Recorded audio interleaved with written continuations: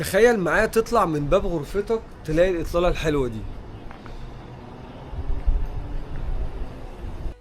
لو قلتلك ان في مكان كل حاجة حواليك فيه بتقف الا احساسك بالراحة، مكان اول ما بتوصله بتحس انك اخيرا اخدت نفسك، وده بالظبط اللي بيحصل في ريكسوس بريميوم العالمين. من اول ما بتدخل بتحس انك سبت الدنيا بره، هوا نضيف، بحر صافي، وكل حاجة حواليك بتقولك خد وقتك. الغرف هنا واسعة جدا وهادية وفيها منظر بيخليك مش عايز تقوم من على السرير، وانت بتفطر او بتتغدى بتبقى شايف البحر، والقهوة بيكون ليها طعم تاني هنا. كل غرفة هنا موجودة ليها طابع خاص ومميز جدا، يا اما شايف اطلالة ولا اروع سكاي لاين، او غرفة نظام شاليه مطلة على البحر، او حمام السباحة بيكون ما بينك وما بين المية خطوات. السبا والجيم حاجة تنسيك التعب كله، والليل هدوء وموسيقى وعشاء تحت السماء والنجوم كأنك في فيلم. ولو معاك عيلتك في اماكن وانشطة للاطفال عشان الكل ينبسط. ريكسوس بريميوم العالمين هنا مش مجرد فندق، ده مكان بتروحه بقلبك مش بجسمك. واعمل سيف للفيديو، فولو، وابعت الفيديو لاي حد نفسه يعيش له يومين في الساحل.